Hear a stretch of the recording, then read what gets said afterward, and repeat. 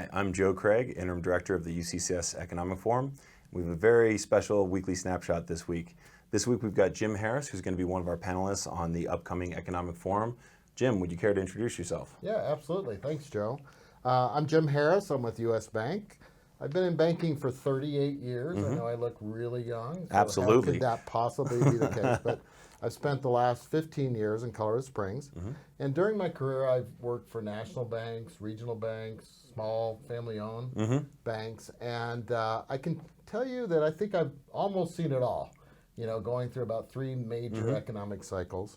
And I started my career in the 1980s during the S&L meltdown. I kind of worked my way through the subprime housing crisis that brought on the Great Recession. And now I'm really trying to use that experience to help people navigate through our current affordable housing crisis. Well, that's what we're talking about now. So we're asking you to give us a glimpse of kind of what you're going to be talking about. So first of all, why is affordable housing such an important issue? Yeah. Well, we just went through a mayor's election, right? And Mayor Yimmy said the number one topic he was getting from all of his different venues that he spoke at was affordable housing and people's concern about that. I moved to Colorado Springs 15 years ago, and I can tell you at the time we were below the national average when it came to cost of living, and now we're pretty substantially above the cost of living. And a lot of that's driven by housing costs. I look at I look at housing kind of 4 different segments. So there's the low income housing. There's workforce housing. There's first time and move up and downsize housing. And so really we're going to be during the panel, we're going to be talking about all phases of that economic development when people are looking for housing. We really need all 4 of those if we're going to have a vibrant community. In terms of low-income housing, we're actually pretty lucky in Colorado Springs. The reason for that is most of our low-income housing inventory is managed by nonprofits in town. An example of some of those are Greshio Housing, Partners in Housing, Homeward Pikes Peak, Solid Rock Community Development. And so why is that important? Okay. They're all mission driven. Okay, a lot of what drives low-income housing inventory is called LIHTC, or low-income housing tax credits, and developers use that to reduce the cost of the overall housing, but they have to pass along that savings in terms of lower rents. Those tax credits expire, okay, and when they expire, then they have the option of bringing those back up to market rents.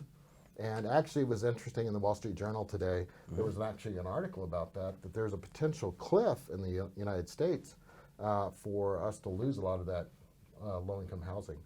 The reason for that is because, in a lot of gentrification, and especially in these cities in the western part of the United States, people are converting that to market housing.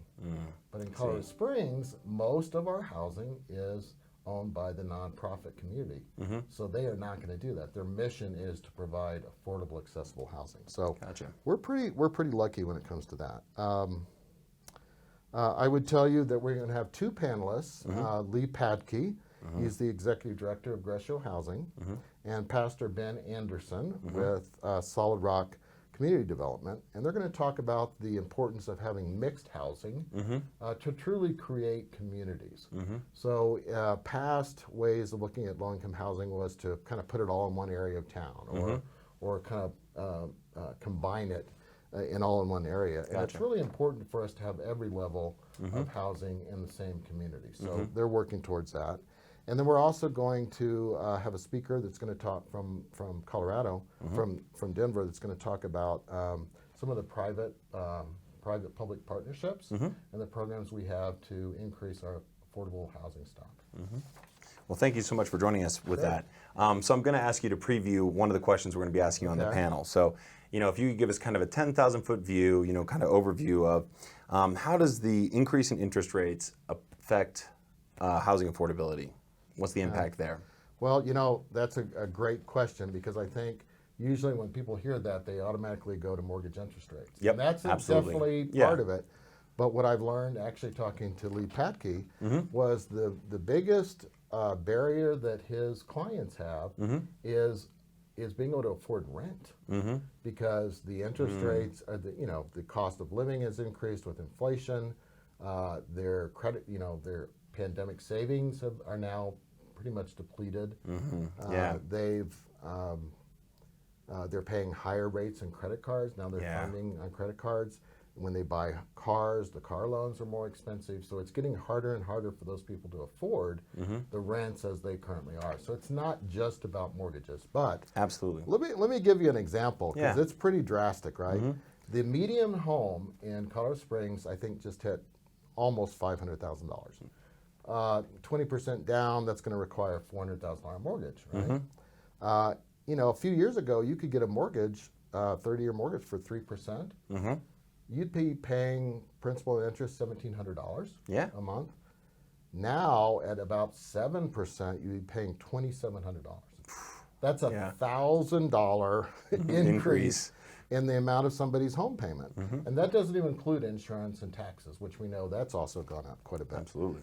So there's no, and you're the economist, so you probably have these numbers, but I know the Affordable Housing Index, which is kind of the median salary and what can that afford in terms of a median home. Correct. And we just kind of listed that, and I think it was in the high 75% several years ago. Several years ago, it was there. Yeah. And now it's well below 50%. It is. I think it's in the 40 range right now. I have to check the numbers, but yeah. Yeah. So that's a real concern. That's a real concern. So we're going to be talking again about. We're going to, be stating some of those facts, but also having some solutions. We hope. Right? That's 100% true. So. The economy doesn't always react as expected, so how might the recent increase in mortgage rates affect the overall residential housing market? What do you think is going on there? Well, that's a great question because you'd think after what I just said, right? We're headed to another, mid 80s, real estate crisis, and real estate prices are going to start falling, but things don't always turn out like that's true, right? And so. And let me give you an example. Yeah. As a banker, during this last recession, the short-lived COVID recession, we kind of braced for just Armageddon. Right. We knew from our 2008 recession, we always look back, right, and see how we're gonna react. Discretionary income in 2008 went through the floor. So second homes weren't sold. RVs were sitting on the lots. People weren't buying Harley Davidsons. Right. But what happened? Not what you expected, right? It was completely the opposite. The price of second homes in our mountain communities went sky high. You couldn't find an RV on the lot, and you certainly couldn't buy a Harley Davidson. You certainly could not. So it's interesting. Then we found clients that were actually running out of inventory. Yeah. So, so what does that possibly mean, right? So just work with me here. So interest rates, they've gone up. Most people have locked in, most people at this point have refinanced their home, right? So I have a 2.5% mortgage. So let's say you have a 3% mortgage. You're really not going to want to sell. No. Right? You're going to want to stay put. So those people that would be kind of downsizing into a home in retirement or moving up from their first home into their second home, all those people are staying put. Right. So the inventory has remained actually pretty stable. But we think that interest rates in the next 2 years are going to go down quite a bit. Agree. Right? Yeah. So what I would propose is that we have a lot of relatively high income new jobs coming into Colorado Springs. We're very fortunate about that. If I were one of those people, I would say, go ahead, bite the bullet, pay a 7% mortgage because you can always refinance later. Exactly. Right? So when the interest rates do go down, those people that are sitting put and their low mortgage rates, they're going to start considering making moves, downsizing, upsizing.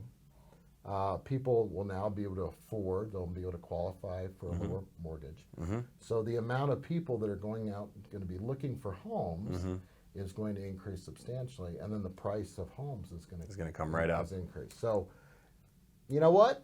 I could be wrong. You could be wrong. But if I'm wrong, they would call me an economist, right? They would. We're wrong all the time. Jim, I should have you give some lectures to my Econ 101 classes. Okay. This is a great lecture on complementary goods, so I'm loving it. Yeah. Okay, well, good.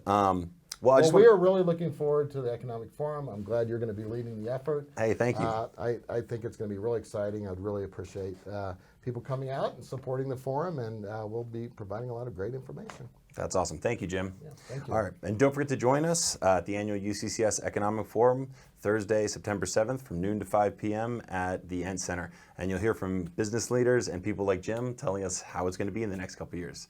Thank you so much.